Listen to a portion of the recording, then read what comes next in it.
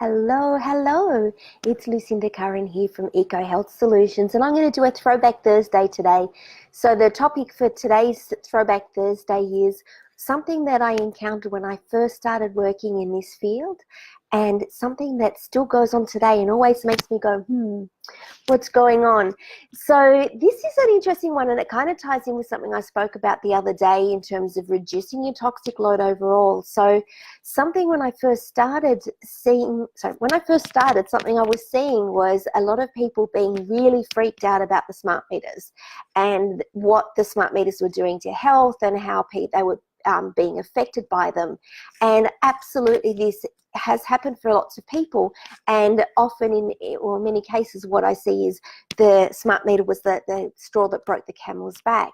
However, there's so much more to the whole picture, and what I would see back then still makes me wonder, because I'm still seeing it today. People who are, say, really worried about the smart meter, but they're still using their mobile phone, or they're using Wi-Fi or 3G or 4G, and it kind of, when you understand that they're all radio frequencies, doesn't really correlate in my mind. And when you're sensitive, as I always say, when you're sensitive to lots of things. So the real goal here is about reducing your toxic load, reducing your exposures, not permanently, but so that you refill that cup of tolerance that I keep talking about. So, you empty it all out from all those exposures and you rebuild it. And the flip side often occurs too. People are really obsessed with their Wi-Fi or being near a phone tower.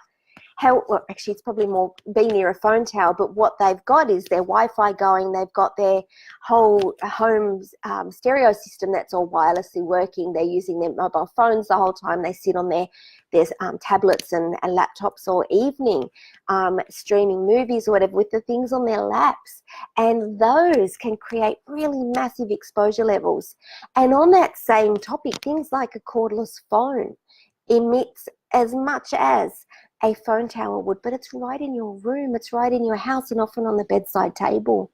So it's really no wonder that we've got this epidemic of insomnia, and tying into that too comes the smart watches that people are wearing, the ones that measure your sleep and use apps to go, hey, look, you're not actually sleeping well, but they're relying on technology that, what I see in my work, impacts on people's sleep. So I want to encourage you to think really broadly, not just be tunnel vision with it. Don't just focus on one thing, because that one thing may just be the final straw that broke the camel's back. There is usually a whole lot of lead-up factors, other things in the environment, particularly the same type of technology, that could be playing a role for you. So think broadly. Think very widely and go, well, okay, so if this is a problem, then maybe these other things are too. So how do I reduce my exposure right now to all of those things? How can I make my home safe? And in many cases, it's just a matter of turning things off. It's that simple. Start turning things off when they're not in use and notice the effects for your health. So I hope you found that helpful. It is definitely a topic that interests me, and if you want to chat about it, feel free to leave comments below. And I look forward to catching up with you soon. Have an absolutely fabulous day. See you later.